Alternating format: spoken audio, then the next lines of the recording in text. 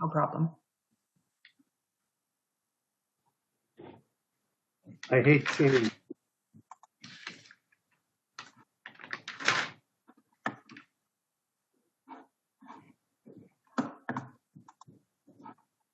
I remember back when Harold said he was didn't warm up to the Google process or the way we interact with the whole process on Google. Is there an alternative, and does anybody else have that same feeling that Google's not as efficient as we would like it to be?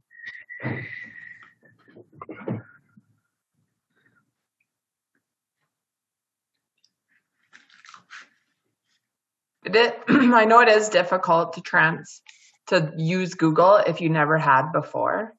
Like when I came from an Outlook world to Google, it took quite a bit of, I had to train myself in its functionalities. So yeah, I like Outlook better too. Yeah, I came from but Outlook. we can put Outlook on your computer and run your Google email through it. So if anyone needs that, we can do that for you as well. So you could take the Google and push it through my own email, like Yahoo, for example.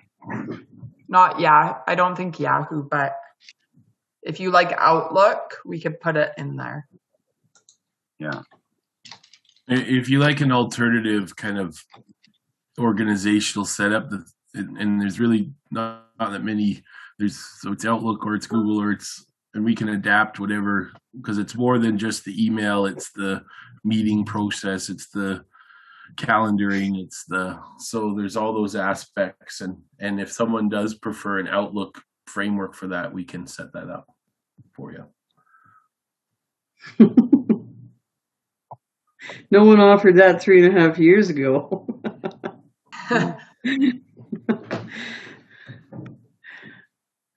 We've had some changes, though.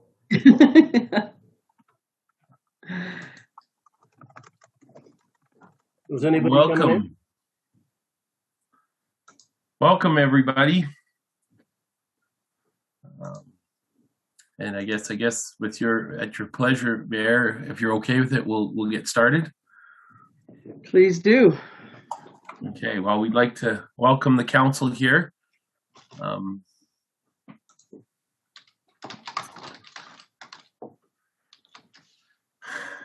To our operating budget strategic planning workshop for 2021. We'll just do a little bit of a preliminary overview of our process for everybody. We're going to be reviewing 2020, an administrative review of 2020, and then looking ahead to 2021. And then as well as providing kind of a summary overview of the draft operating budget.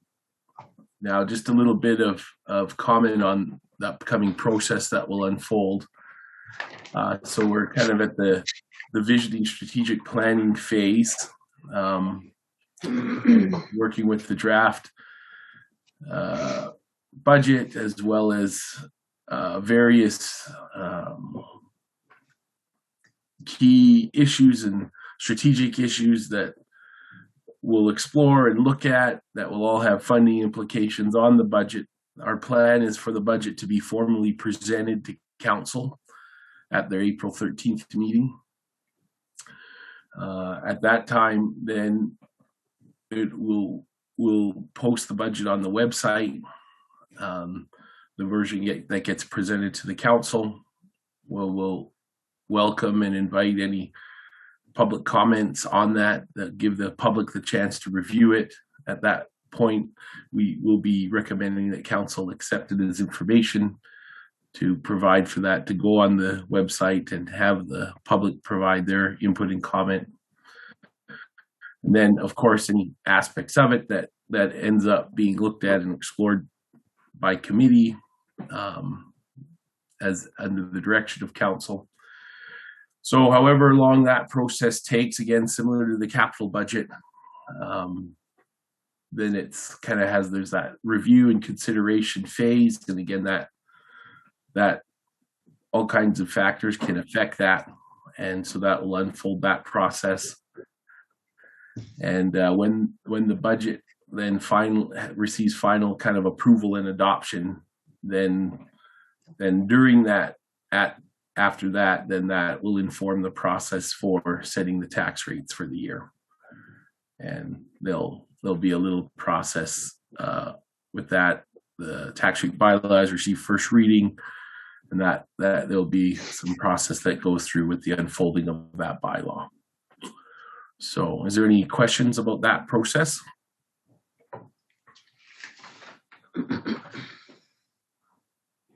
Okay. All right. So to start then, and we'll turn the time over to Amanda, who will lead our administrative presentation.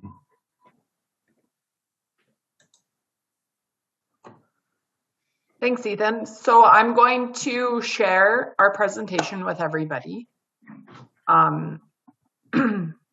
If at any time members of council need to stop us, just raise your hand and we'll see how this goes. So, you guys see my slideshow? There we go. Do you just see the whole screen? Just see the first page. One big, just the hockey rink, all that? No, we see your slides at the list of slides at the side too. You can see the next slide? Not the whole slide, just the list of them on the side. Yeah, where it'll be. But The then preview. our pictures are down the side on mine, like us. Okay. Sorry, I gotta do this a different way. Okay. No peeking, hey? Yeah.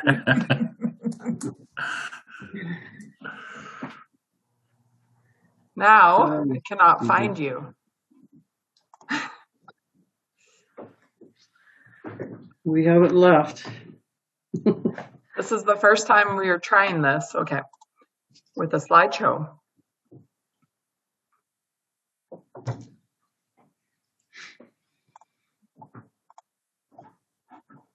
Okay, how's that? Perfect. There we go. Okay, so there. Yeah. Did that page change for everybody? Yes. Okay, perfect.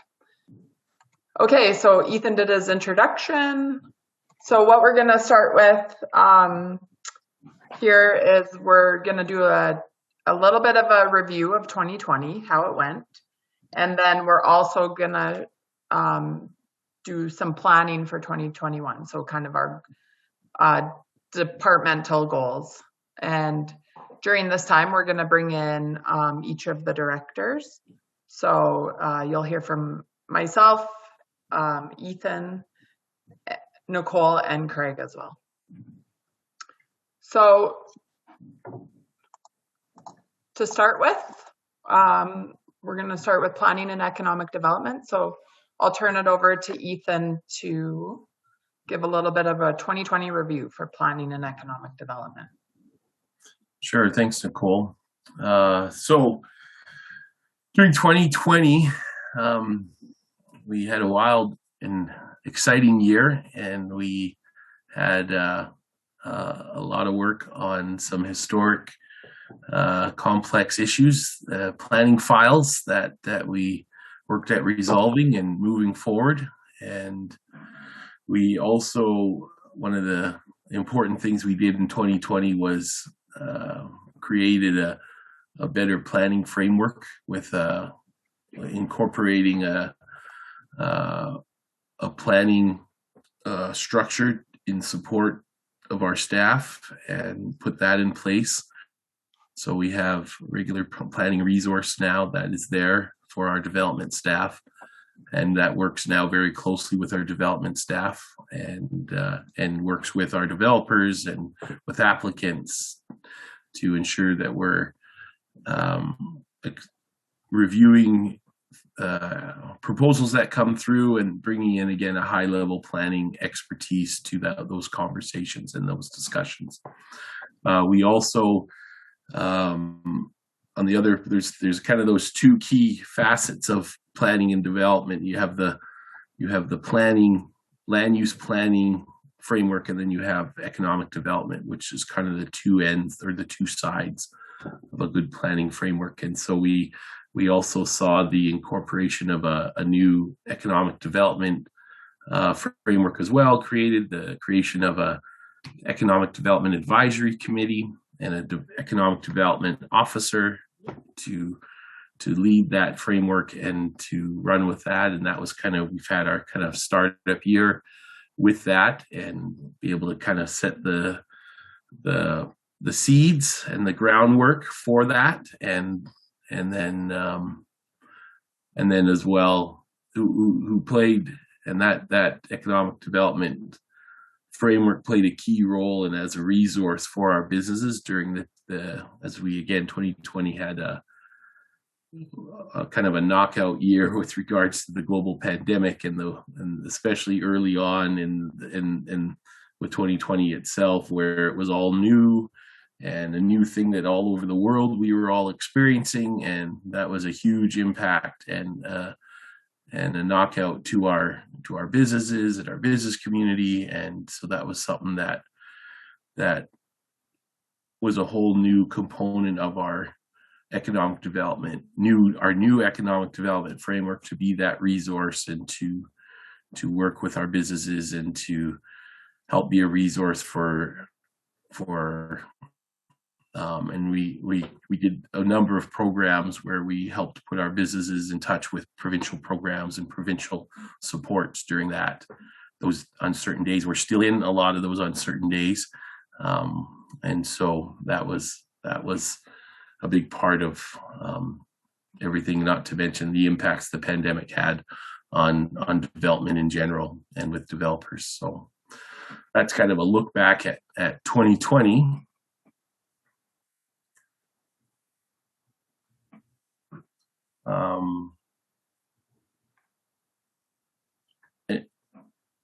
And then at this point, we'll turn the time over, and maybe at each part that we review, maybe we'll open it up to questions if anyone has any questions on that review at each department's review.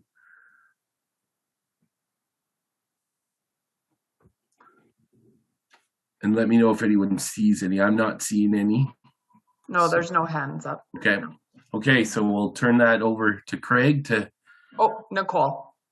Oh, Nicole next. Okay, to review community services and communications. Good morning, Mayor and Council. So 2020 has been I think you can hear a consistent theme going forward with COVID and how that's impacted all of us over this past year. But I'll start with something that maybe isn't super COVID related. So within the Community Services and Communications Department, we have three kind of areas that I'm sure you're aware of. First is Community Services, which encompasses our social services side of the department. And as part of that, we were awarded a 3-year contract with the province of Alberta to be the contract holder for the Mountain View Family Resource Network program. In, I guess it was probably April, we received notification that we had been successful with our application. So this is valued at about just over $365,000 a year. It's a program that operates countywide. Our hub is located in Didsbury Neighborhood Place. And so, what used to be the Parent Link program is now transitioned to Family Resource Network, and it has expanded services to include youth up to age 0 to 18 years old and their families. So we were pretty excited about that. In terms of Family Community Support Services, or FCSS, we really had to pivot early on in the pandemic and we realized that we were going to be needed for a lot of our residents and families and seniors within the community. And so we, quickly were able to get together several programs, I think, that were quite successful when the pandemic kind of hit in March. So we saw birthday drive-bys to celebrate birthdays when some of our residents couldn't have birthday parties. We did doorstep companion visits for those that were feeling very isolated within their homes, as well as carrying phone calls to kind of meet those needs for a lot of our residents that live on their own and really didn't have any connections when they were not able to leave their homes. We did a couple of lunches for our seniors in the community, which was a nice way to treat them during the year. And, during the holiday season, we did some phone calls with Santa, because normally we would have Santa visit our community in December. And so, those were all very successful. We were able to do most of those programs with some additional funding that we received from the province, just over $42,000, that helped support COVID specific programs within Didsbury. So we were happy with how those went. In looking at parks and recreation, kind of the big change for us in 2020 was that parks became part of the Community Services Department. It had previously been located within Public Works. And so we took on parks in April of last year, and we're off running because, what we thought was maybe not going to be as busy of a year with, not having use of our ball diamonds and soccer fields for organized sports because they'd been closed down, actually saw a huge amount of public use of our public spaces. So Memorial Park was as busy as we've ever seen it. A lot of our walking trails, a lot of our park spaces, people were looking for ways to get outside safely and, spend some time with their families and enjoying some leisure time in the community. So parks was definitely busy. We were able to see the replacement of the West Heights Park playground last summer in partnership with Public Works Department. And that was kind of the second of, I think, 5 years of playground updates that council has set forward in their plan. So that was exciting. And on the other side, when it came to our indoor recreation, was basically non-existent for the majority of 2020 after COVID hit. We had many long-term closures of our arena. Obviously we did our arena project, which was great timing that council decided to move forward with that project. It worked out well, but the aquatic center was affected. All of our community halls, so the train station and the multipurpose room and the curling rink, all of the things that we would have had happen in the spring, summer, fall, and even into the winter here just didn't occur because of the pandemic. So we had to get creative as far as the staff went. And I'm pretty pleased to be able to say that we really were able to reduce our costs or not take on additional costs in 2020 when it came to staffing, just due to the fact that we were repurposing things. We had arena and some aquatic staff working in the parks department, so we didn't have to hire additional positions in 2020. We were able to accomplish a lot of projects that have kind of been on the back burner here in the complex because we didn't have the public in, that we were able to really kind of dig into some of those things. So I think creative use of staffing had definitely worked out well in 2020. And then for communications, which is kind of the third section of the department, we saw the launch of our updated website in January of 2020. That had been a 2019 capital project that council had committed to, but just due to some development timing stuff, it didn't launch until January. So, we had all new photography added, a lot of new branding work was done on it. And so we were pleased with that. And right now, just a little over a year later, we're working on doing some more revisions. I think it's just always a work in progress. And so you'll see some different things coming forward in the next several months as far as kind of how the layout looks and what the design will look like. And just another success, I think in 2020, we made an investment in a different and a higher level graphic design software program for the communications department, and invested a little bit of training into staff that would be using that system. And I think, you can agree that the look of our graphics has just improved phenomenally since we've been able to access that program. So we're pretty pleased with, coming forward with always a consistent look that anytime the public see something from us, they know it's from us because it looks like our information. So that's 2020. Is there any questions? Counselor? More. Sorry, I can only see some of you. That's okay. I didn't know who was going to recognize me.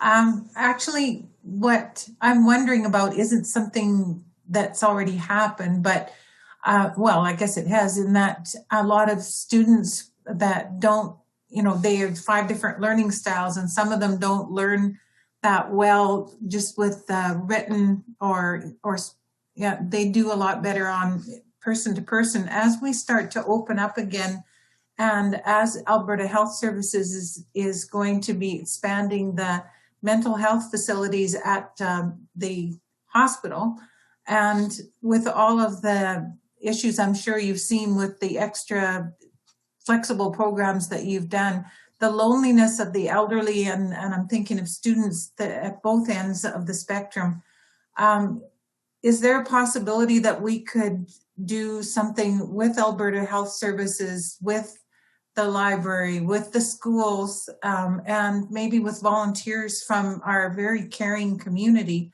to be able to maybe pre-plan some kind of one-on-one? I know that there's big brothers, big sisters, things like that, but maybe some kind of caring community matchup where we help people that have suffered with the isolation in one way or another over this next period as we start to open up again. And I know that's a big question. Just think there's a big opportunity too. Well, I think that's a wonderful opportunity. I think, mentorship, that's kind of what we would look at that as a bit of a mentorship, like big brothers, big sisters is an ideal model for connecting some of our senior citizens with some of our youth residents as well, and making those kind of connections that naturally wouldn't happen. So I love that idea, and I will definitely bring that to Jolene for her to have a look at. Thank you. Thank you. I have a question. I don't know about the 2020 year that you just summarized. Council had approved the 25% reduction in arena rates. Mm-hmm. And I just wondered how many weeks or days or months did our users get to take advantage of that?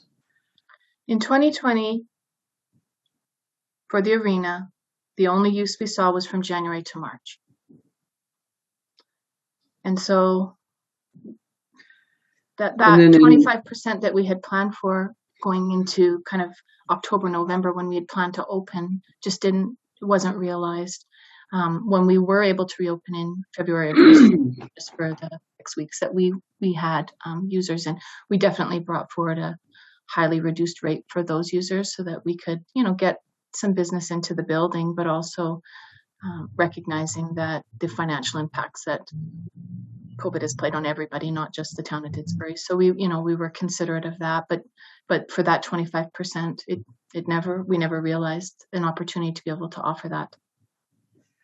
Because it was in effect until March 31st, right? Right, it was. That was the deal. So, I guess it's more suited than when I talk about future that I ask when you do your presentation on whether or not that's going to, from what we heard at the town hall, to help our groups recover is that's going to be brought forward. So I'll wait to ask that then.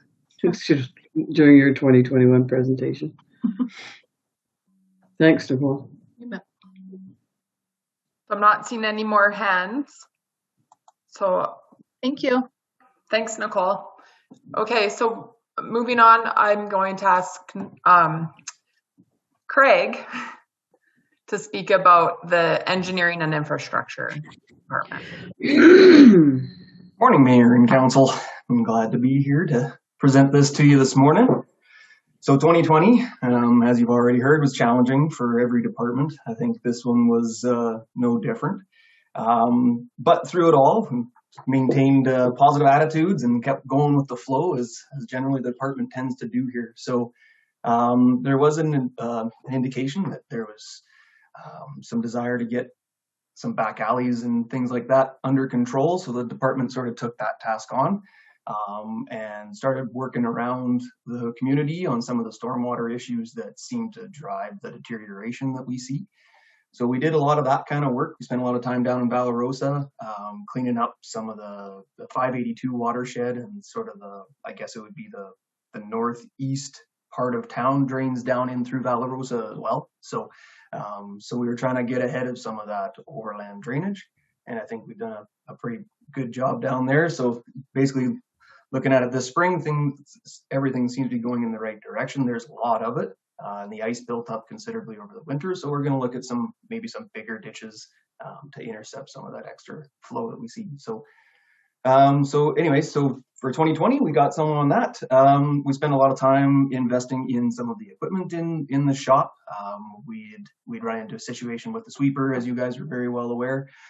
So we spent a considerable amount of effort trying to revive that piece of equipment to ensure that it's available to this town. We also did some minor changes around the compost drop-off that we have for the residents. We were noticing that we were getting a lot of branches and twigs and stumps and things like that coming in there, which in general doesn't really sound like a big deal. It's all vegetables, but at the end of the day, they get stuck in all of our equipment. When we put them in the back of the truck, you try and dump the load and it gets branches, become like pickup sticks with compost in between. So we were spending a considerable amount of time manhandling compost waste out of the back of our trucks. So internally, we came up with an idea that maybe we just put a little small branch area next to it and see how that improved the drop-off conditions, and it worked out remarkably. So that's kind of what we're continuing to do for this spring, is to offer both those opportunities for our residents. So other than that, getting into the big stuff, the capital stuff, we did 15th Ave stormwater sidewalks, West Hills sanitary replacements. We ran around town and did a lot of work. Along with the sidewalks and just general road rehab, trying to get ahead of some of those patches that boiled up on us last year. So, and then, just sort of managing the overall utility operations, given some of the COVID constraints that we had and some of the lost time and things like that were experienced. We ran into a bit of a challenge there. So we're working on a plan to get ourselves back out of the hole. So that was 2020 in a nutshell. It was a rough one, and one for the record books, I'll put it that way.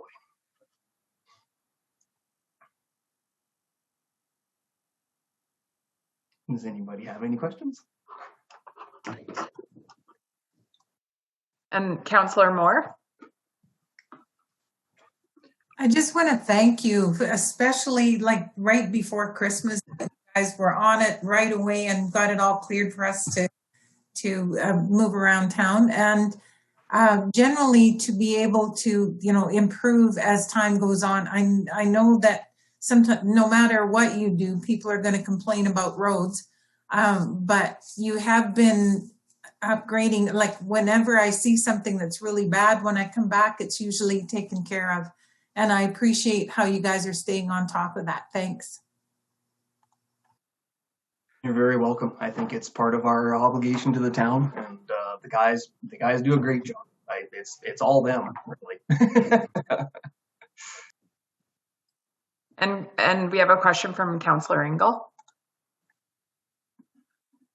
More of a comment, because I don't think administration gets to hear positive comments enough. And I would, one of the comments that I was pleasantly surprised with this year that I got from a lot of people was the admiration of the snow clearing. There, a lot of people that I talked to were very impressed this year at the way the snow was handled, and I think we need to mention that.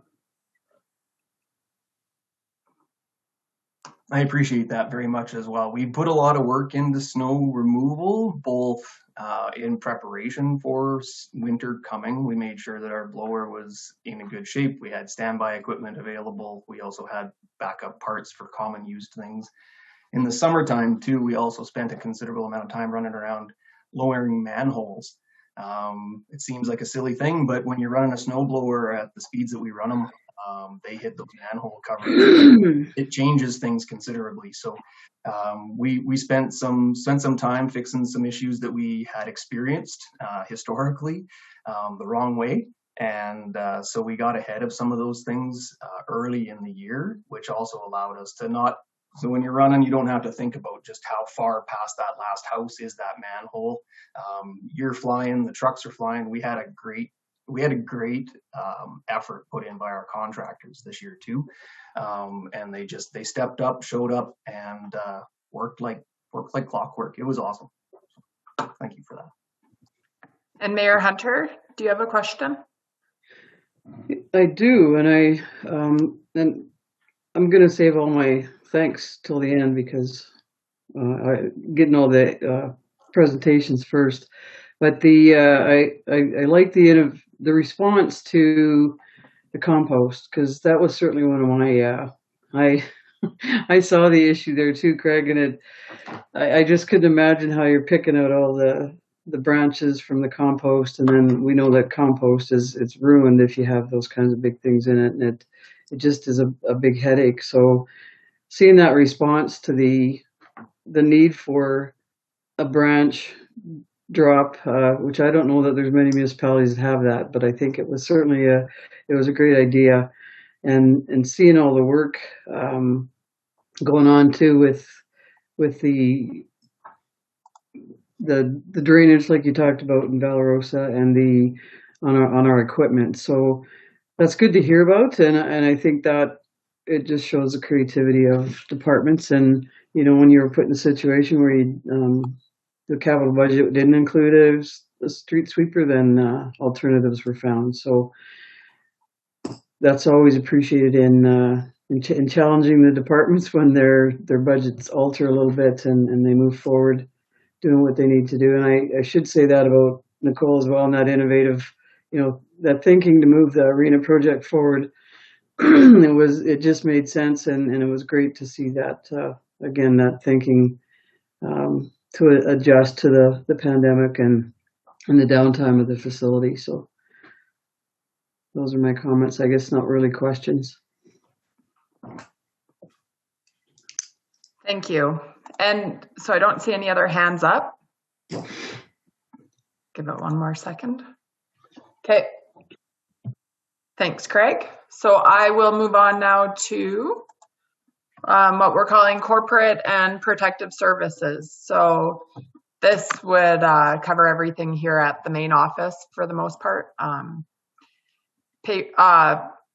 Financial services, HR, and then of course the protective services divisions. So again, in 2020, we saw a quick adaptation, I would like to call it, to the changing environment due to COVID-19. So that really took place, of course, when it first hit in March, but throughout the year, we were constantly revising our processes to make sure it was safe, not only for our employees, but also the people, our residents and business owners coming into the office as well. So one of the things that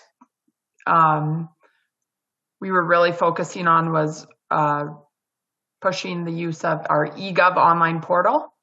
So that allows customers to go online to look up assessment information and animal license information, as well as pay utility bills. So we had seen an increase in the usage of that in the year.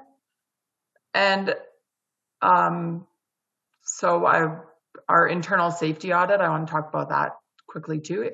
So this year it was an internal audit and we did score 95%. And so that again was modified due to COVID, but we're always really proud of how well we do in our safety audit, and it's been consistently high, and that's thanks to all of our employees who do such a good job there.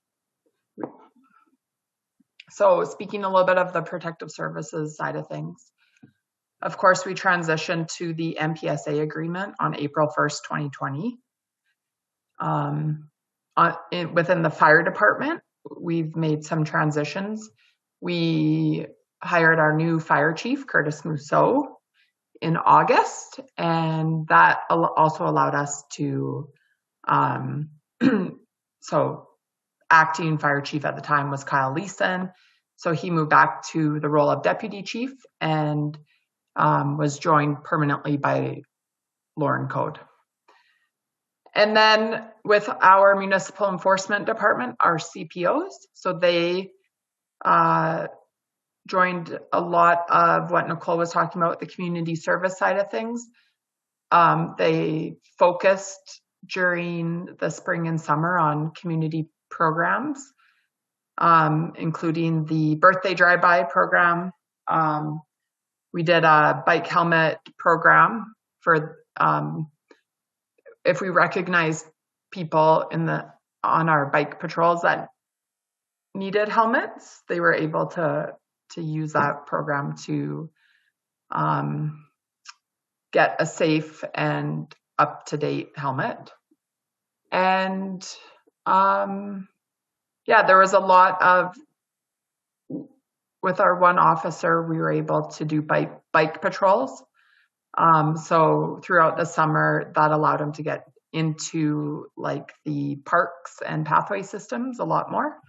And I think that was really enjoyed by the citizens of the community to see him out there. So it was a little bit of what we could do to get that community engagement with the peace officers, which is, we weren't able to get into the schools because of COVID. So we did some of these programs instead. And that's all. So is there any questions on that stuff?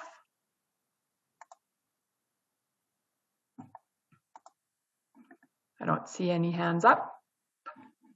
So moving along. Sorry, Mayor. Go ahead. I think that the RCMP transitioning to the, I really think, we set ourselves up well for that a couple of years ago.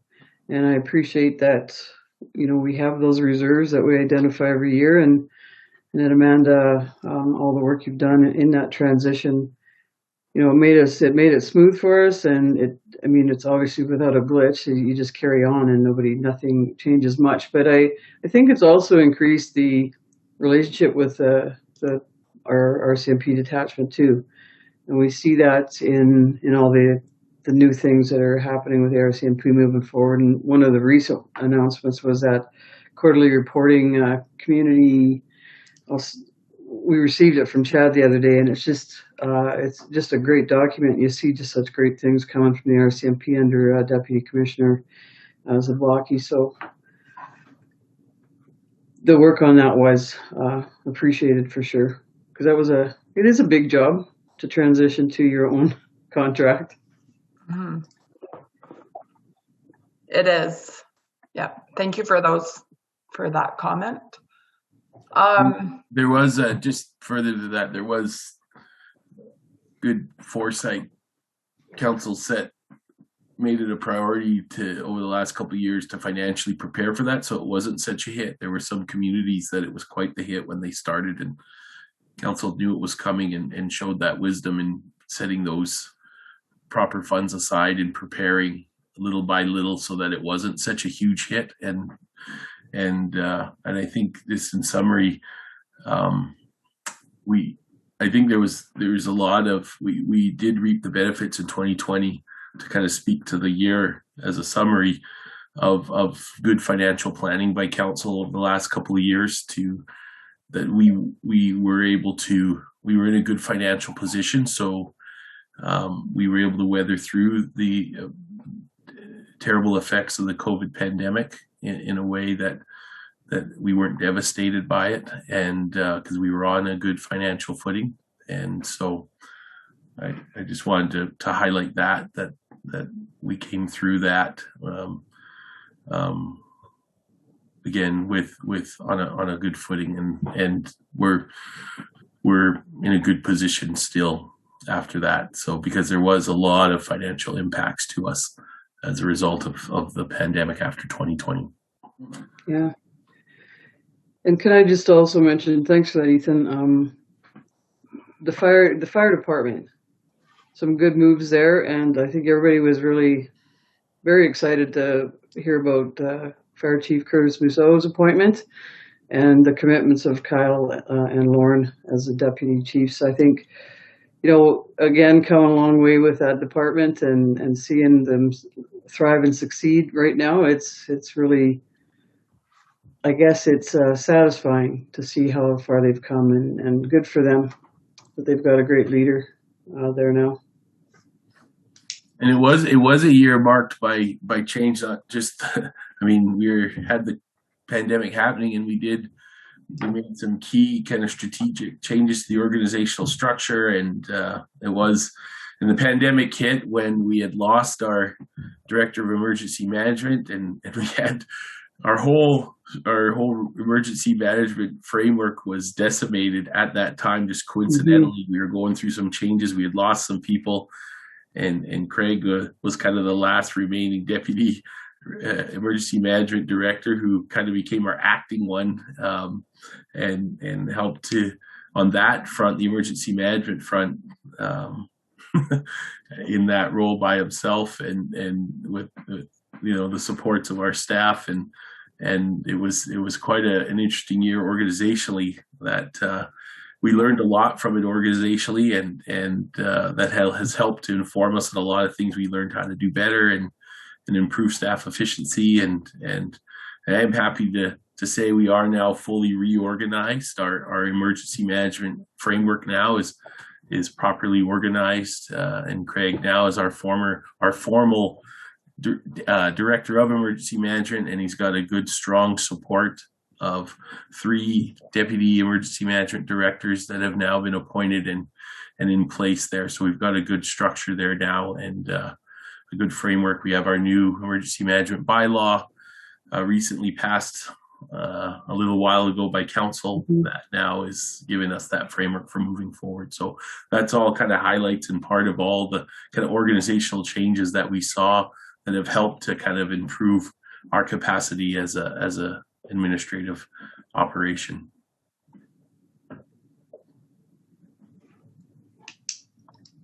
Thanks, Ethan. So now we're going to go into what we call our 2021 goals, or a little bit of planning for what we, administration, has planned and would be part of this budget that we're going to present you today. So I will turn the floor back over to Ethan. Okay, thank you, Amanda. So now looking forward to 2021, after we've reviewed 2020 and in planning and development, one of our crucial kind of strategic departments for the town. And again, we did see through 2020 a lot of kind of enhancements or changes and improvements to our structure, and our development staff have really stepped up to improve the way that they do things. And one of the key things we've started this in 2020, and we're going to be continuing. One of our key kind of main focuses is our red tape reduction, specifically tied to planning and development. We started last year, and we've been looking how to simplify and to reduce clunkiness on our developers, and then on the people that are trying to improve their land and do things and invest and develop, whether it's businesses or residential development. And we were able to make a lot of improvements to things that was able to help developers. We work very closely and collaboratively with our developers to help them that in the things that they're doing to help grow our town. Can we help them do it in the most efficient way and effective way possible to be a resource there? We are, throughout the coming 2021 year, we want to continue to do that, to review the way that we do our processes and our frameworks, and help to look for areas to simplify and make things easier on our developers and applicants. Utilizing even, we're looking at transitioning our business license renewal and things like that to our website, and making things more interactive on the website to be able to do some of that and reduce the amount of individuals having to come into the office. One of the other things we're looking at doing in 2021 is part of that red tape reduction and review is we're doing an extensive review of the fee structure to look for simplification there, and again, ensuring that sometimes what can happen over time is sometimes fees just kind of take on a role where they're just there, and we're reviewing where do fees play a role and where can we simplify them and make sure that they're playing a role and not just there because, and so we're doing that right now, and that some of that will be coming forward in the coming weeks to council for consideration.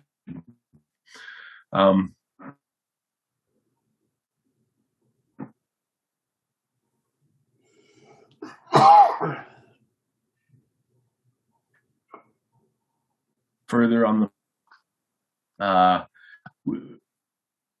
Ethan, sorry, you cut out for a second. Can you start that again? hopefully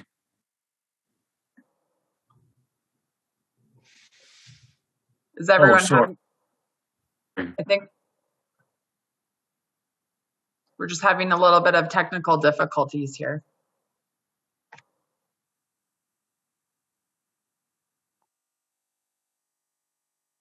Has everyone lost Ethan? Yeah, he's frozen. Yeah, okay. I'm gonna ask him to rejoin here. And John and Mel, you're not muted.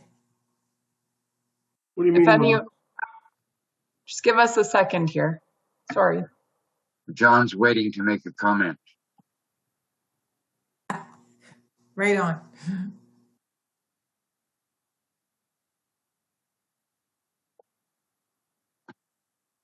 Yeah, it looks like Ethan's trying to get back in, so.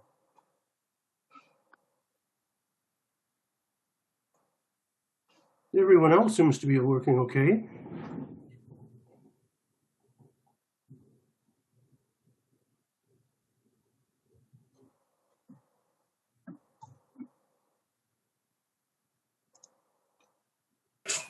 I'll tell you folks, my internet has been coming up on screen is very weak, and a lot of you folks are cutting in and out all the time.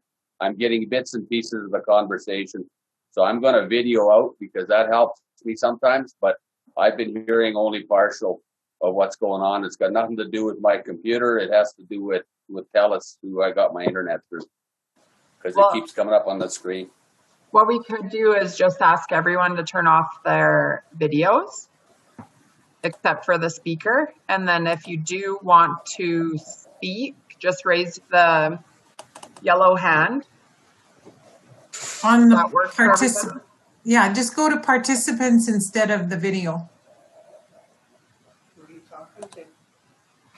I see that Erhard was froze too in the screen, but having said that, I think TELUS just is, you're just on the wrong side of the tracks, Erhard. So mine's always been good on this side. well, and hopefully with the completion of that tower, things will get better. So Ethan, what we're doing now is just asking everyone to turn their video off unless they're speaking. And then if they do have questions, they can just put their yellow hand up. Yeah, that's a good idea, a trick that the county uses for their meetings. And hopefully that helps us. Okay. So I'll just continue on the planning side, looking ahead to 2021. The ICC committee is working on, again, completing that update to the IDP, the Intermunicipal Development Plan, with our friends in the county. And we're getting close on that, and we're hoping to have a better and improved document for both the town and the county. Once that's completed, that will then inform the update to our municipal development plan, or MDP. And then as part of that, once that's completed, then there is a review we'd like to do of the land use bylaw as well, to again, part of that, looking for ways to make it more effective and efficient. So those are the planning things we're looking ahead to for 2021. With regards to economic development, we had the seeds planted in 2020 as we created an economic development framework with an economic development officer and our new economic development advisory committee. In 2021, now we're going to look to build on that and enhance that framework and make it more, again, take it to the next level. We're looking at we're enhancing that, especially that economic development officer role, and bringing a professional approach to that, to build on, again, the groundwork that we've done. And now we want to kind of move to a more professional role in that, in participation in the economic development community. And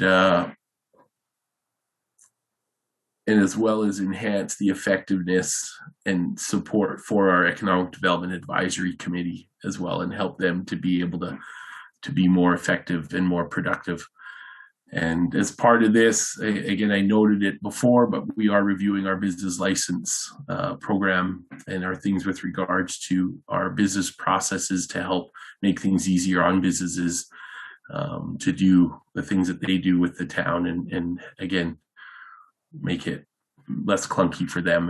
And so that's the things we're looking forward to in 2021 that we've been working on.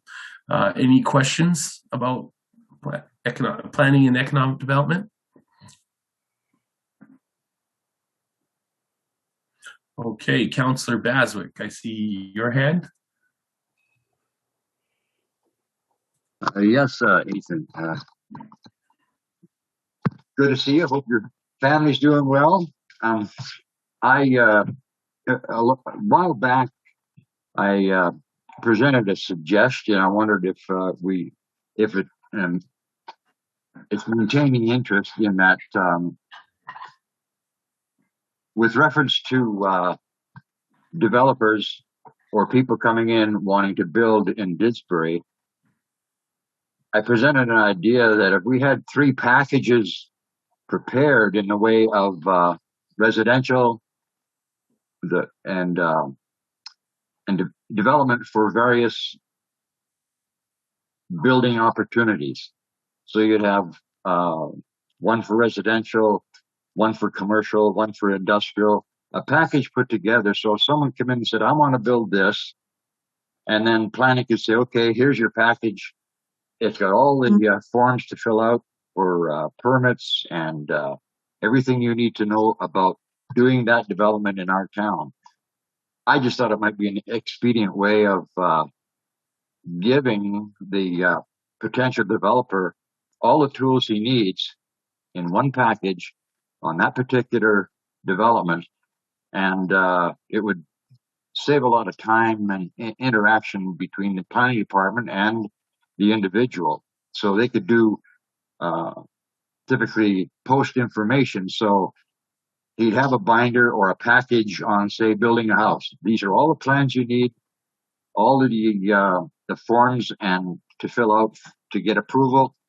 And then you bring it back to planning, and that's when the discussion takes place on whether you've done it right, whether everything's going to go smoothly, and it just might expedite things. I just wonder if we've gone any further on that type of idea. Yeah, thank you, Councillor Baswick, and appreciate the question. And that was a good suggestion. That was something that we were looking at, and it's a perfect opportunity. We are looking at, in fact, we've been having some meetings with our planning staff and our planning advisor, and are actually working on right now to create similar to what you're saying, a simplified, because part of good good simplification of your processes is also to have good, clear processes. And so we are creating kind of a framework similar to what you pointed out, so that we have a clear kind of structure, a handbook we're calling it, but based on whatever type of development you're doing, that's exactly that. This is your little handbook. This is your little framework for what you need to do. This is what you'll need to start thinking about, the questions that we're going to need answered, and we'll work with you and help you on that. But here's your framework. And so we are looking at creating some framework. Doing a subdivision? Are you just wanting to do a shed? Are you wanting to do a new store? And creating like a little bit of a framework and a structure so that it's all kind of there, and we want it to be all on the website so it's simple, so you can come, and depending on what you're doing, you have a good structure and a framework there. So that is something that we are currently working on developing, so that we can have a simplified system for people to help them as they work on doing the things and looking to, so that we can make it as easy for our people that want to improve things as possible. I see the mayor. Do you have a question, Mayor? I'm gonna just hold off on it for now. But yeah, I did turn my video on for that reason, and I think I'll just defer it until the end of the presentations. Sure. Thanks. Sure. Thanks. The other thing I do want to point out, and Craig will obviously speak to his department. One of the things we've done is restructured, and I'll speak to it. We've simplified our departments, and you'll notice some of them, and I'll just speak briefly to that. We've kind of simplified our organization into 3 departments, and then each of the departments is broken into divisions, and we're enhancing, or we're focusing on, like with Public Works is no longer Public Works. The larger department is infrastructure, or engineering and infrastructure, and then Public Works is a division within that. And one of the things we are, and not everyone knows this, we do have an engineer as our director of engineering and infrastructure. And we have also, and this is related to planning and development, one of the things we've brought to the table is now that it's a resource that we used in working with our developers. Is some of the changes we've made have been to free up some of Craig's capacity so we can utilize more of his engineering expertise to work with developers when they come in with their proposals and their ideas, to help them do their infrastructure planning and their engineering planning in a better way, in a more effective way. And one little anecdote, we recently had a developer who's doing a large development in town, a large commercial development, and with Craig working with them to help their engineer, was able to save them a substantial amount of money by helping them put together a better, more effective engineering design for infrastructure servicing of that development, and is saving them considerable amount of money and doing it in a better way because of that resource that we have for our developers to help them do things more effectively. And so I did want to note that engineering component that we're trying to utilize more to assist and help our developers. And so that is pulled into, once in a while, there is a bit of that's a resource there that our planning and development department utilize with Craig, and Craig helps us and works with us to help developers in making sure their proposals are as effective and efficient as possible, and helps in that connection to town services. So, Ethan, actually, I do have a question right now, but it's more about why, and I asked Amanda this too. We've never had an issue with our having to turn our videos off, or our screens off, and presenting a budget to council in a town that has fiber optic. I certainly am not having trouble with my video or my connection. So I just wonder, council presentation here of the budget, and we're all in behind black screens when we have fiber optic. I just wonder if we could just carry on with our videos if someone's having trouble with their own connection.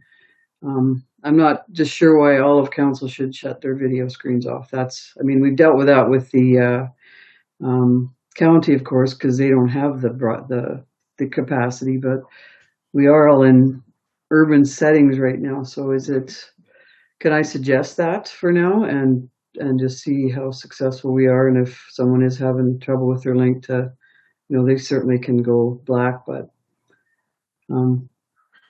that's the pleasure of council, whatever council wants to do with that. Our best guess is that due to Saturday being a Saturday morning, that maybe there's more heavy traffic. I'm not entirely sure. We haven't really had issues before with the internet, but it did seem a little choppy at times, but it seems better now. And I'm not trying to be difficult. I just think that, when we're in a virtual meeting and it's a budget presentation, I think council's presence is kind of important, and that's my opinion. So I'm going to keep my video on. Just if it does start to cause problems, I certainly will respect that and turn it off. But I hope that no one takes offense to that. That's just, I think our public meetings, we should be presenting our faces. So that's just my.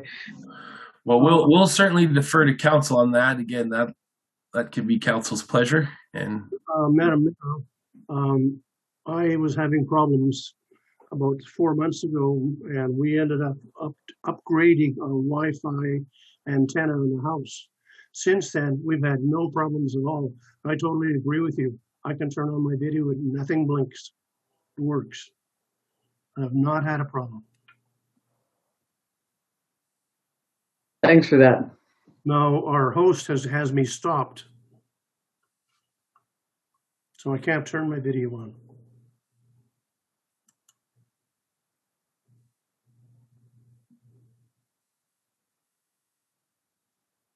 okay.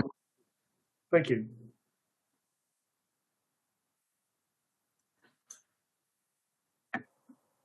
So if I may interject here, folks, a little bit. I have had TELUS in our house on Wi-Fi and so on. And today has been one of the worst days. Most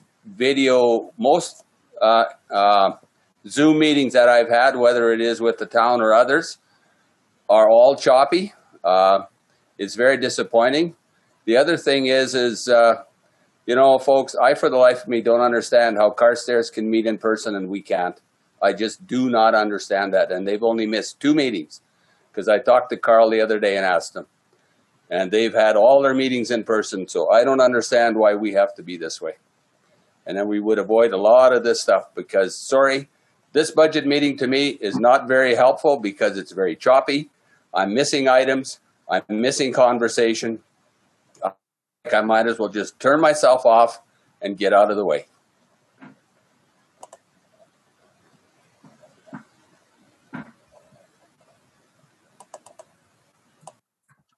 Okay, so what we'll do here is if you feel comfortable turning on your video and it's working for you, then feel free to do so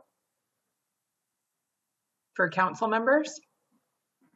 And Ethan, are you done your section? Yeah, I'm done. Any other questions about 2021 goals for economic and planning and development? Okay, and maybe what we'll do just to help again is we'll maybe only have for administration, we'll keep ours off and other than the person who's presenting to council to kind of simplify that and allow for that. And all right, so we'll move on then. And again, we'll leave with regards to putting it on or not, we'll leave that. We're going to defer to council on that and we'll let council make the call on that and decide amongst themselves. So we'll move on. So I'll turn the time back over to you, Amanda. Thanks, Ethan. So next we have our community services and communications. So I will ask Nicole to speak. Thank you.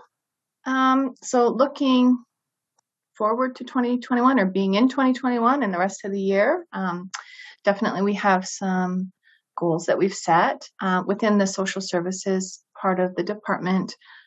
We've been able to work with the province of Alberta on our Family Resource Network contract to actually expand some services beginning on April the 1st. So we noticed, and I think any of you that attended the community group town hall we hosted a few weeks ago and heard Jen Lanthier, who is the supervisor of that program, speak about some of the issues that we are finding coming to us through the FRN, that there's definitely higher needs, more intense needs. And COVID definitely, I think, is compounding things that maybe already existed. And so we've been able to work with the province to expand some services to include intensive services for our youth, specifically ages 13 to 18 years and their families, through a new coaching program that we'll be offering. So we're excited to be able to roll that out to our users of the Family Resource Network, and look forward to hopefully offering some enhanced services to support them through struggles that their families may be facing. We obviously are looking forward to returning to in-service or in-person programs with both the Family Resource Network, our FCSS programs as well, once the provincial restrictions allow. Right now, we are doing one-on-one or one-on-family meetings within Disbury Neighborhood Place, meeting all kind of COVID protocols that we have to follow. But there are situations that we are facing with some of our clients that require us to be able to meet with them in person. And so we look forward to being able to expand that to more of our kind of group activities and group programs in the future. Within recreation and parks, again, we would just like to have something looking a little bit more normal back available to us at the complex. We really, really are missing our public and family swimming opportunities, our group swimming lessons. We are very concerned about the deficit of swimming abilities that we're going to see as a result of this last year and however much longer that continues. Public skates and our rentals within the NPR. Obviously, financially, those are impacting the organization, but also socially, they're impacting our residents by not being able to access leisure activities the way that they have been used to in the past. We are excited that we've started in the last couple of weeks, lacrosse has returned. So we are hosting 2 lacrosse clubs out of the complex this season. And so they are able to operate within the 9-person restriction. 9 kids and a coach can do practices. No games are allowed at this time. And we have bookings with both minor ball and minor softball that hopefully, they'll obviously be only able to do practices, but we are looking forward to those being opened up again. The pool does reopen on Monday under some pretty specific COVID protocols with the province. So we are operating on reduced hours, reduced staffing, trying to offer things back that we are able to while making responsible decisions for the dollars that are invested in that facility. So hopefully that goes well. I mean, we're pretty booked up, so people are excited to return. We saw some real success with 2 additional outdoor rinks that were installed in partnership with Public Works and the Community Services Department this past season. So we had placed, we have one over on the old high school property near the museum, but we did put 2 additional ones in, one here at the grounds of the complex, as well as one down in the Southridge Park, which were amazing and used so well by the community. So we want to be able to continue that going forward, looking at the best placement.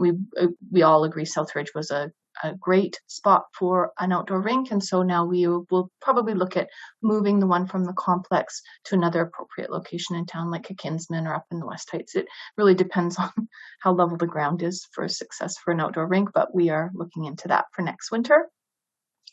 And our parks department is buzzing with some new ideas as we are looking at offering some educational opportunities within the community. So with parks, in conjunction with some local beekeepers that we have in our community, we have a couple of different groups that are doing that as their business. So we're working on offering some bees and beekeeping information within some of our parks in Didsbury this coming year. So we've applied for a grant for it, and we're working on rolling that out later this spring. And in communications, we've found over the last year that videos that we've been releasing, so the mayor does a video kind of once a month, but other videos have been really well received by the community. I think it's just another format that people can enjoy to get their information about the town.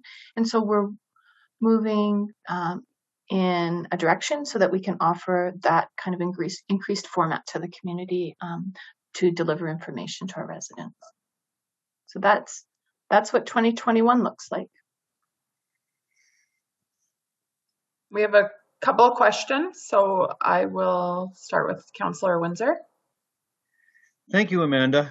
Nicole, I'm assuming you can hear me. So, Nicole, I think in last year and maybe the year before, we talked about splitting apart the Recreation and Culture Master Plan into two different plans, the Recreation Plan and the Culture Master Plan.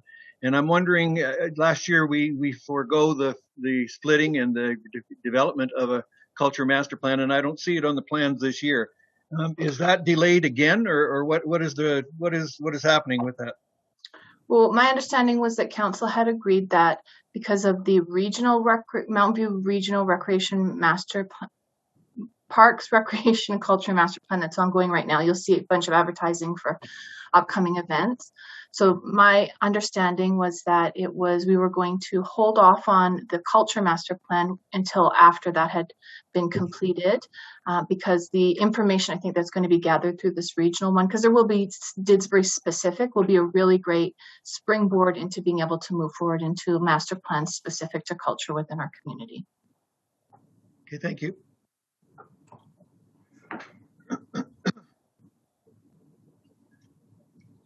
I have Mayor my Hunter?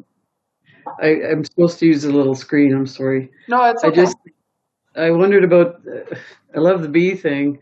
There's a Bee City program going on right now across? Is that something that's We've made application for that.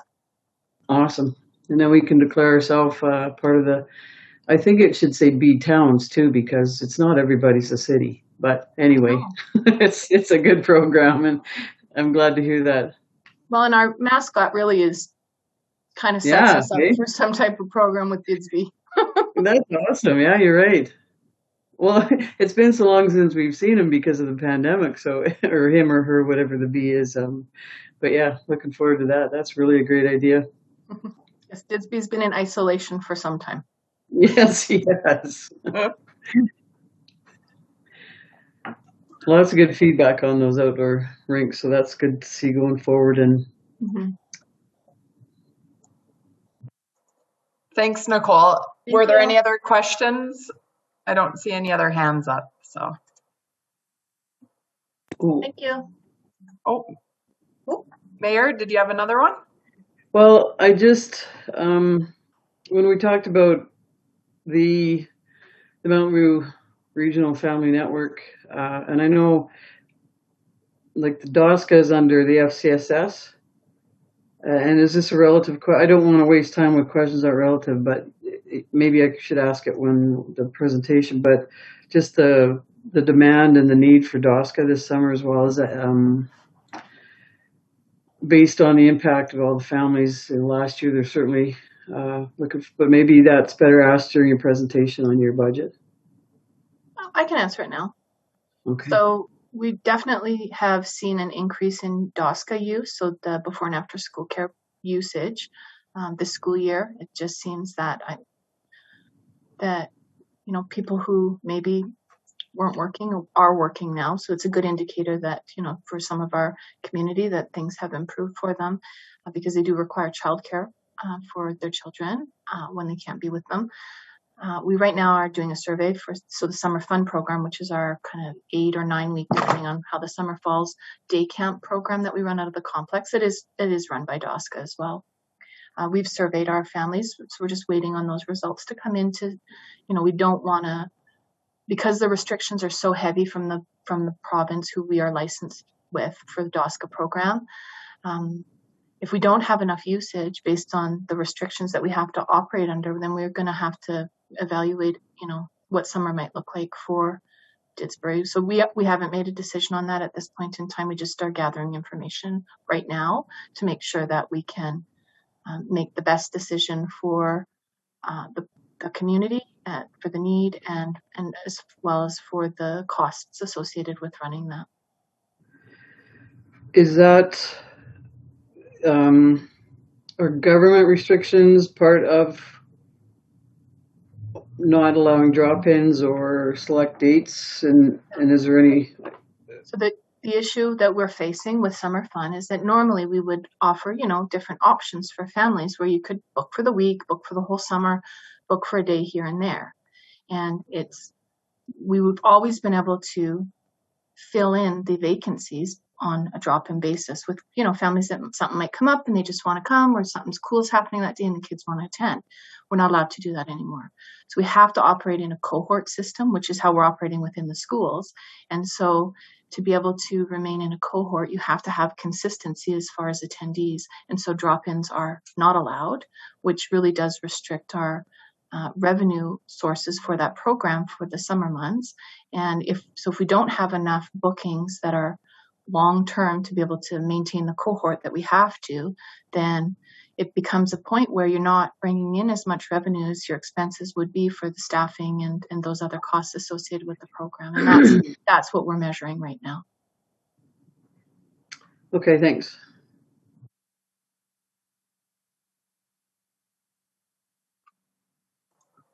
Thanks, Nicole. Thank you.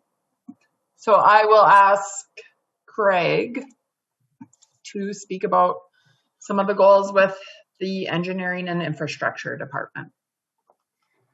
Well, good morning once again. Yeah, it's going to be a pretty busy year for the department. So from on the infrastructure side, we've had a number of, so during last year, not to dwell in the past, but we had a bunch of inspections done, and our lagoon release from last year revealed some concerns that we have. So the infrastructure department, the Butte Water Tower, we had it inspected with an underwater ROV unit with cameras and all that sort of fun stuff, and we got a real good look at some of the infrastructure within the tank. We have noted some concerns with the steel standpipe that's there for in the event of an emergency. The water would fill the tank up and then spills in like a drain, but the drain is a big long pipe and the pipe travels all the way down through the water. And it's getting really corroded. There's a lot of buildup on it. There's places that are, you can see where it's starting to show age. So it is sort of just a straight out pipe, goes out the side of the hill and through the spillway. Unfortunately, we don't have any control in the event that it may fail. So we're going to get up there and put a valve on the standpipe. It'll remain in the open position at all times, except for in the event of a standpipe failure. So that way we could go up there, we could crank the valve off, get inside the tank, replace the standpipe, and then everything will act just as normal and there would be zero disruption to our system. So that's going to happen this year. Fire hydrant testing is ongoing. We learned a lot of stuff last year through the testing program that we had in place. And so we're continuing to refine our pump starts and stops, as well as some of the set points within our system to make sure that we have capacity and the right pumps coming on at the right time. So on top of that, we have started last year, about, I guess, February, March, we started with a piece of equipment to use our mainline valve actuation program. It's not something that town has previously done. And we've experienced situations where we were unable to isolate different legs of our system historically, which creates a lot of problems when you go to do the repair. It's doable, it's just not very friendly, and it's a whole mess that you just otherwise would rather not have to deal with. Most of our breaks also happen in the wintertime, so you have that extra safety issue of water and freezing cold. So the mainline valve actuation program allows us to go out and exercise valves And we've started doing that. We got 14 of them done last year. I'd like to double that this year, but everything always is sort of opportunity dependent there. So then, like I said, that's the sludging, the desludging of the lower sanitary treatment cells. This is a spinoff of the release from last year, where we had to do a bunch of additional testing as per Alberta Environment's request, and working with them. So they gave us some sort of steps to take to help our system achieve those targets a little bit easier this next go around. So we're in the process of building some of those estimates, but that's expected to be done this year. We're going to try and get 1, maybe 2 cells done. We have 4. That way we get a steady anaerobic and aerobic sort of treatment bacteria stream, but we also get 2 brand new clean cells. So that's kind of the idea there. So, and then we put a little bit of operations money in there to assist with a manhole flow monitoring program. So it's going to seem a little weird, but they're disjointed, but I'll bring them together. So sanitary treatment flow monitoring, or sanitary flow monitoring program, is really designed to identify where we have water main breaks. So what we do is we put in a small weir into a manhole. It surcharges the system ever so slightly, but in that weir, there's a defined size of a notch. And then we monitor the elevation of the fluid on the one side of the weir, and we can tell how the flow rates go based on the cross section of the spill that's going over the weir. Not a lot of technical stuff, but what it allows us to do is late at night, when there's no one producing sanitary flows, or at least they're really predictably low. If we've got a situation where our manholes are receiving flows that we can't associate with a production, that either has two parts. It's either groundwater getting into our system, which we also don't like, but it doesn't really cost us that much except on the downstream end where we're collecting it into big ponds. But if there's a substantial amount of flow, we can determine whether it's stormwater or whether it's our potable water system. So say we find it in one manhole, we're testing flows, it's higher than we expect, we would go upstream, try and figure out which leg of our branches is producing that flow, and then go after the manholes along that branch to see where it begins, and then we try and identify where the water break is. So that's kind of the idea. It's not the quickest solution. Like, this isn't going to be like we know answers and we're fixing water mains all over the place. It's not like that. It'll take us probably a few years to build up information and to go through that step process of identifying where we're chasing water. So this is just another tool that I'm hoping to deploy in town so that we can put some more eyes underground and try and get a handle on some of the water that we experience. So there again, stormwater diversion ditches are going to continue. We're going to continue to improve. We're going to continue to assess and try and maintain some collective understanding of where the water goes and how it gets there. Pathway repair. This one is kind of goes concurrently with a cemetery project I'll talk about in a little bit, but the pathway down by Deer Coulee has a number of root protrusions and rough surfaces, and we've got some signage down there indicating such. I think we're kind of getting in a place now where we've had enough trees that have been removed along the pathway. There's only a couple more left. We can probably continue to remove those last 2 trees and then start repairing that pathway. Sidewalks R&M, similar request as to last year. So we'll try and get as much done as linear meters as we can based on whatever budget gets approved. This year we're trying to focus. So last year we tackled 21st Street as it parallels our commercial district and tried to put wheelchair accessibility ramps at all 4 corners of all intersections. So we accomplished that last year on 20th and 19th. And we want to try and move the program forward to the north. It's one of the oldest parts of town. There was a lot of concessions that didn't take into accessibility sort of decisions and stuff. So there's some stairs on some approaches to the intersections and things like that. Take a little bit of effort to repair these ones. We're not going to probably get the same linear meters of replacement this year because of the extra added construction costs that'll go with this there's this reason why the stairs are there. There's quite an elevation change. So we're going to have to scrape out a fair bit of dirt and take out some trees and put some trees back. So the cost of the sidewalk repair is going to include a few landscaping details, which will take costs up a little bit. And then the road rehab project. So it's, here again, kind of blends a few different divisions.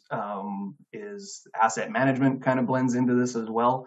We're trying desperately to pull back the rehabilitation investments so that we can now start to push restoration investments.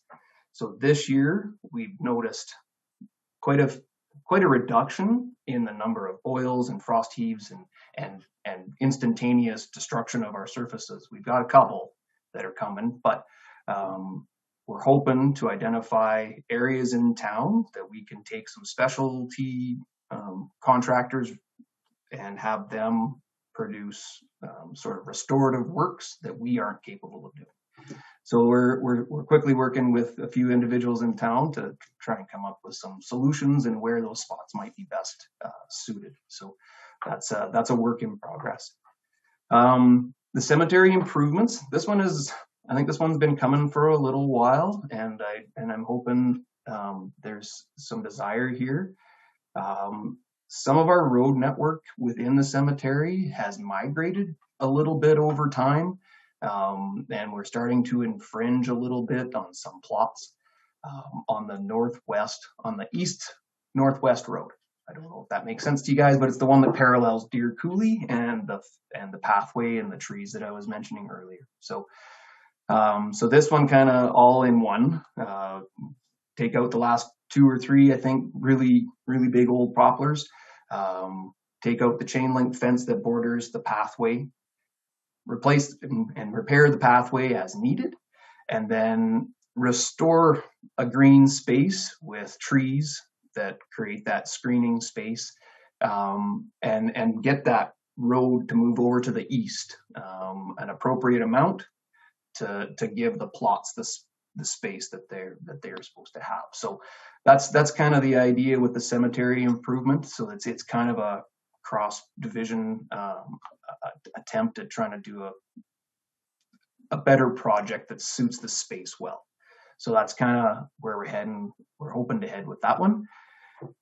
So yeah, and then on to emergency management. So this one is big. I'm really excited about the new bylaw. I'm really excited to have the committee sit and chat and come up with plans for training of both members of council and the team, and then sort of get a good quick snapshot of where we're at administratively. So I'm excited about that, and I'm looking forward to that,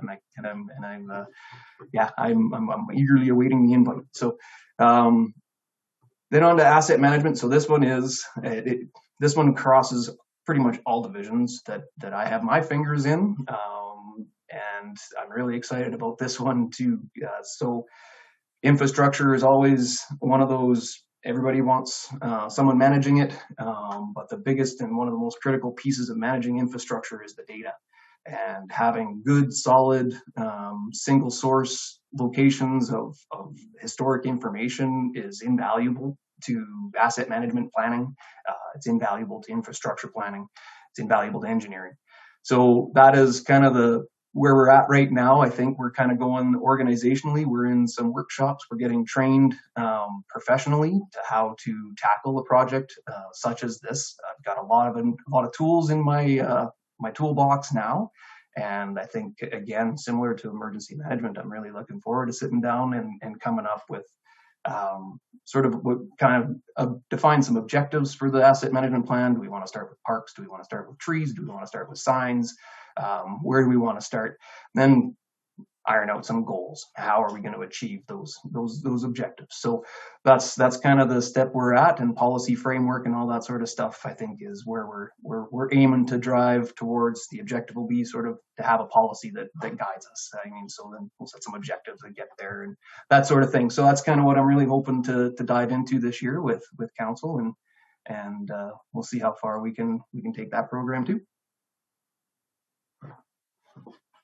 Thanks, Craig. So we have some questions. Councillor Windsor, I saw your hand up first. Okay, thank you, Amanda. Craig, I'm looking at the work you're going to be doing on the cemetery, and I'm wondering for the convenience of the people who maintain flowers through the summer, if there isn't some means by which we could provide water for them, so they're not having to tote them from wherever. And even if it was a tote on a skid or something like that to provide them some convenience, has there been any thought with regard to that? Thank you for that question, Councillor Windsor. That's and then so just so I understand the purpose, this is for watering flowers that are at grave sites and such. Yes, that was yeah. Interesting. Yeah. So I've had experience in other countries and such like that where there's a fair bit of devotion to cemetery sites and things like that, and that's definitely something that they have as a plumbed water system. We could definitely look into it. I'm not sure how close or where the water would be available to us. I do believe there's a water line that heads east-west, but I'd have to double check. But a tote with just a reservoir there for watering plants, I mean, that sounds something pretty simple too. So I can definitely, if that's something that you guys would like to see done, that's an easy one.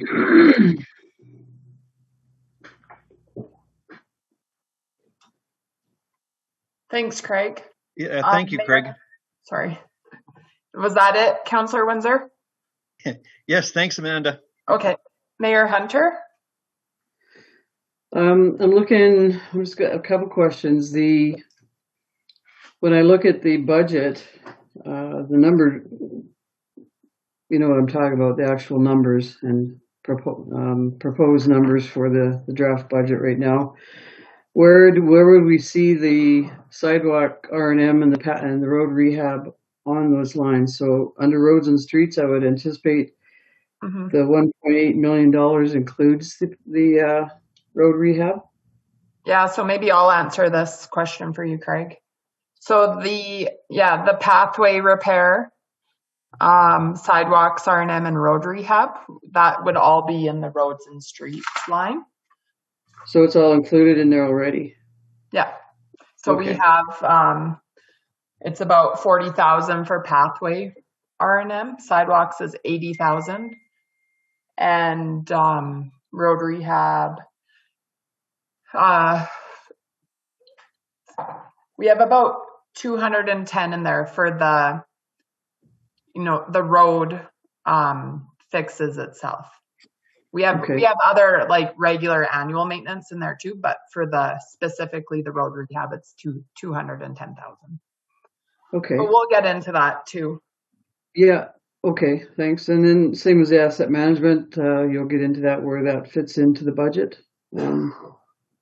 Yeah. Those actually, are premature questions right now. No, it's perfectly fine. The asset management, so that's. Oh, sorry. I see somebody in the waiting room. I'm not sure how long they were there. Asset management. So right now in this budget, it's our staff capacity would be the only cost of it. We don't have any cost of any kind of external programs or external consultants for what we have planned for 2021. Okay. Yeah. Thanks. No problem. And let me just see it. Did anybody else have a question? Doesn't look like it. Okay. Thanks, Craig. So now back to corporate and protective services for 2021. So for the most part on the corporate services or financial services side of things, we're just looking at maintaining what we've done previously.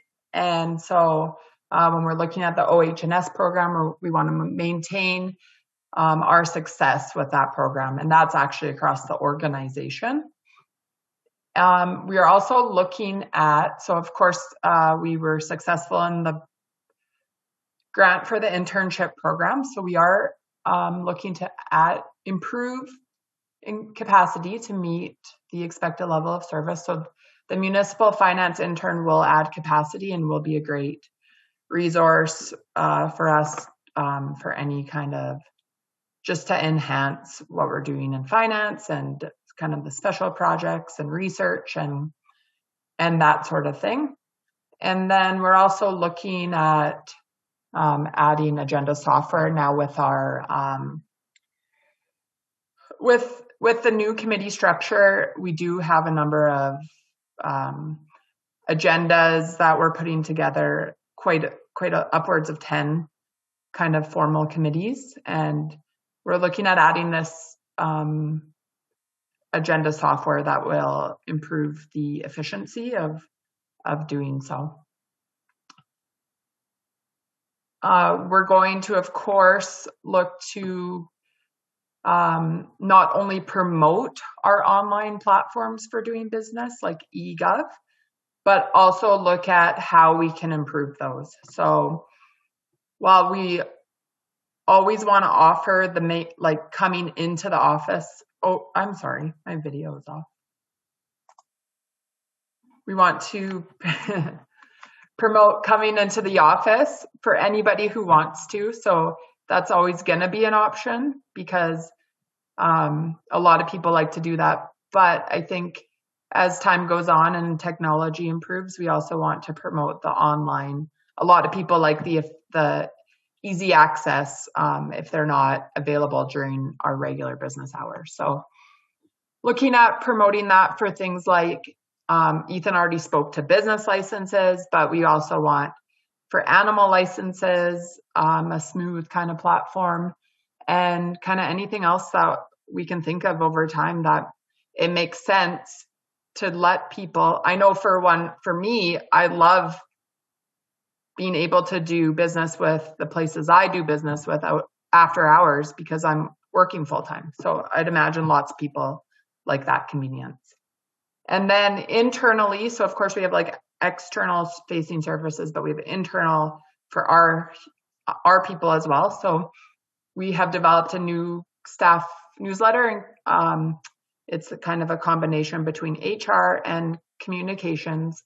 But just with how we've seen a disconnect because of COVID, as you're all feeling, our employees have felt it too. So we're trying to promote employee connectivity through that.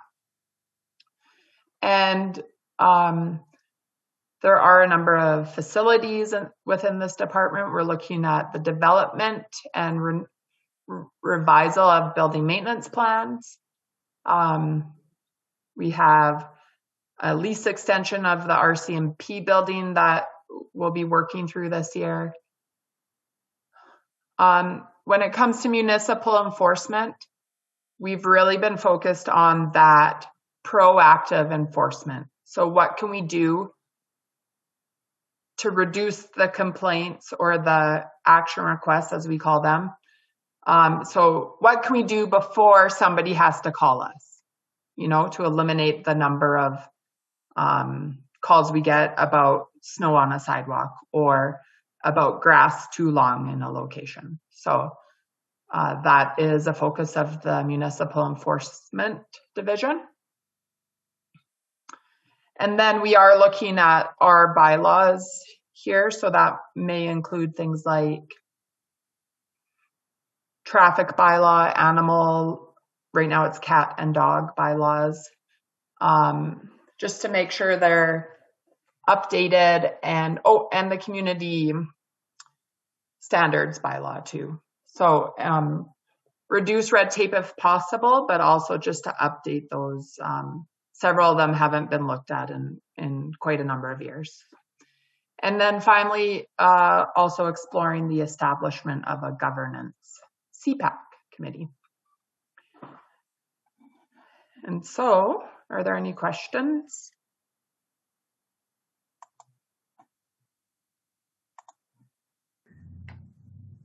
Mayor Hunter? You're going to be presenting the actual budget numbers too and going through that, am I right?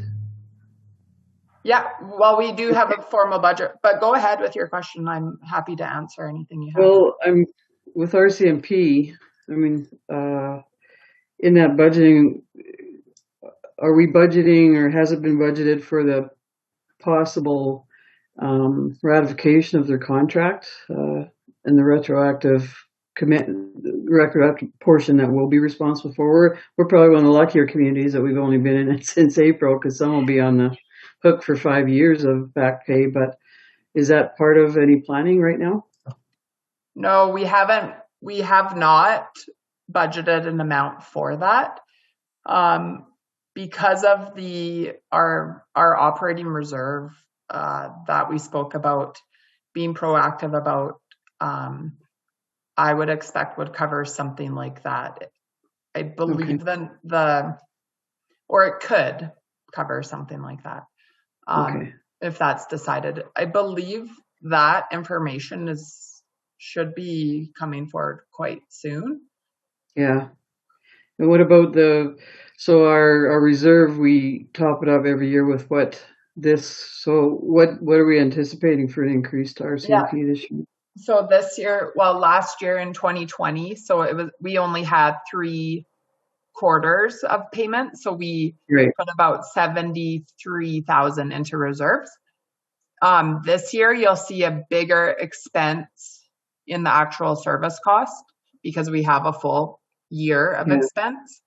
And then the difference, if you combine both, like that total amount, is only about $5,000. So between this year and 2022. So there's 5,000 going into the operating reserve to account for that difference between 2021 and 2022, because we budget in total the next year's amount. Yeah. And that was a council motion to continue the budget that way. So that's why we included it. And we'll go through all the reserve transfers as well later in the presentation. Thank you. No problem. Were there any other questions on that part? Okay, thank you.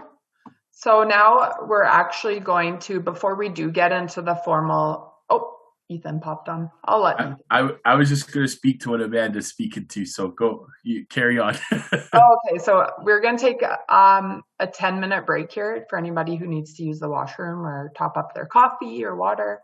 And then, so we'll resume at 10:55 with the formal operating budget presentation.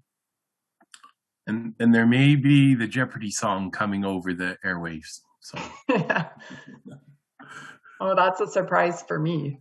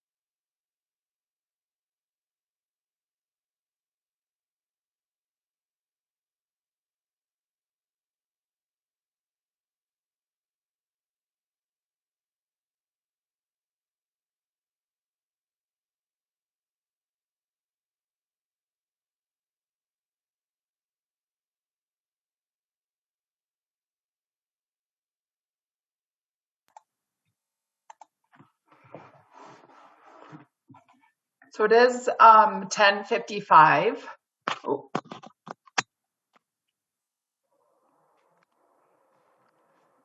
So I will ask everybody to kind of pop back on here. Or can you give me, if you're a member of council, just a thumbs up or turn your video on so I know you're here? Or both.